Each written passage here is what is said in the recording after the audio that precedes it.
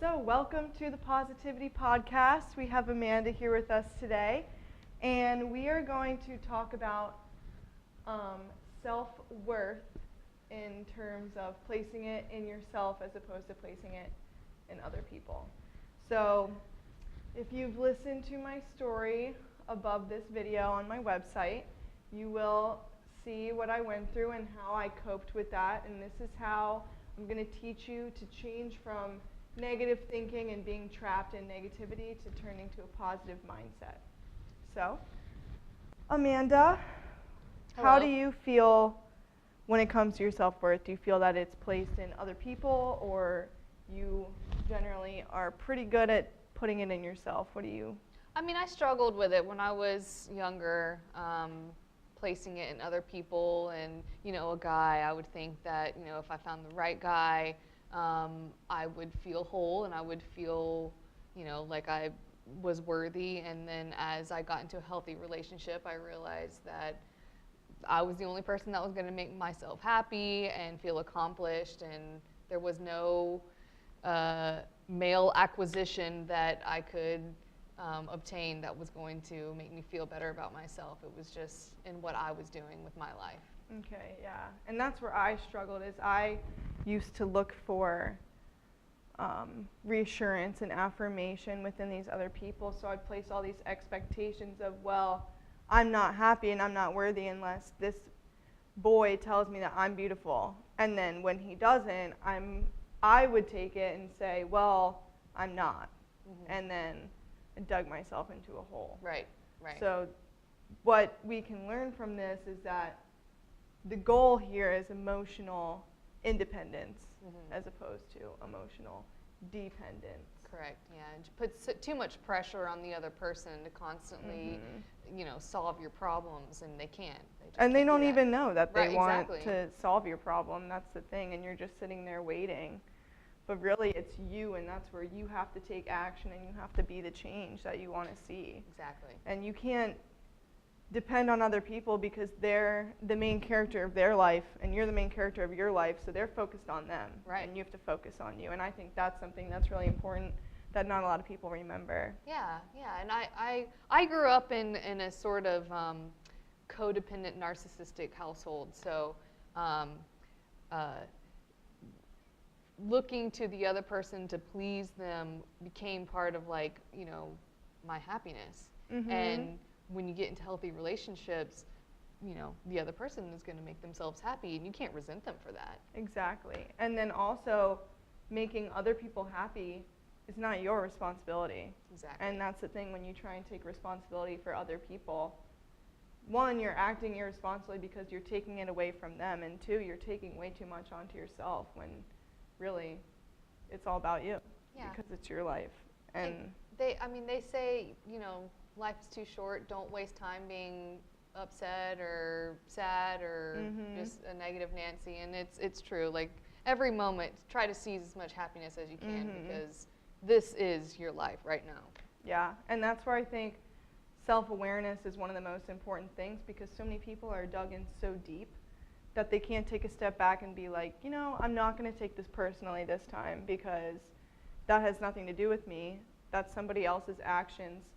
So I'm going to choose to react in a way that is healthy for me, where I can forget about it and continue with my life. Right. And I think that is how you gain emotional independence, as to which where you depend on yourself to make you happy and Absolutely. To make yourself feel good. And if you're the one doing it, then you're the one making it happen, and there's not going to be anybody to let you down. Right. Yeah. Nobody to interfere.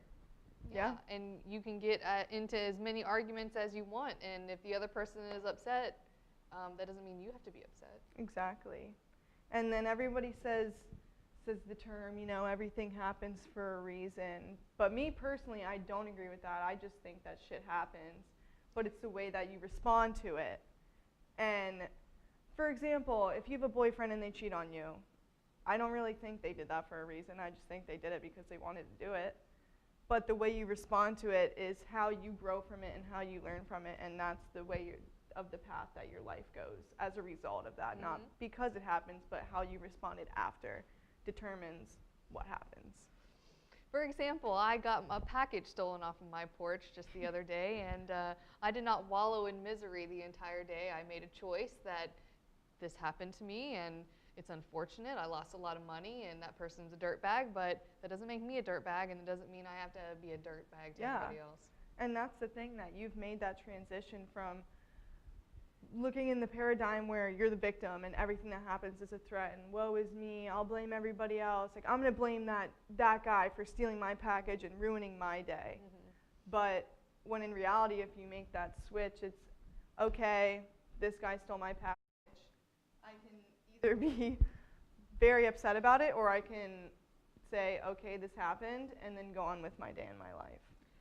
Somebody made a really great analogy I read online. If you had all this money in your bank account, say like $700,000, and somebody went in and stole 10 of those dollars, you wouldn't just throw away the rest of the 600 and whatever $1,000. I can't do math right now. Just because they stole that $10, you know, you'd say, oh well, okay, well, take it, you know, I've got all the rest of this money to be happy about. So that's one way to look at your day. You're not going to throw away your whole day because if that $10 was 10 seconds of your day where somebody said some snide remark, are you going to wallow in it for the rest of the 23 hours and 50 minutes of your day? No, you know, and that's a perfect analogy because it's true.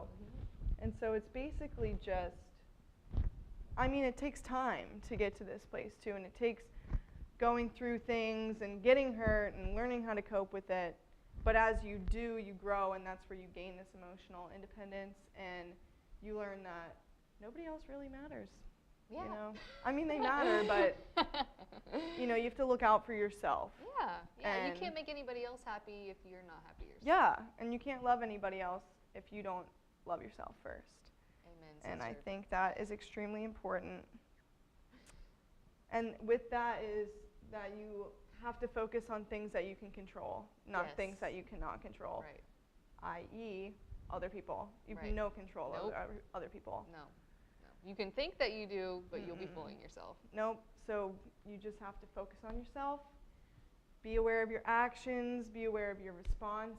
Responsibility is often defined as doing things that people expect you to do, right? Taking responsibility. But how I see it is responsibility is really response-able, or you're able to respond.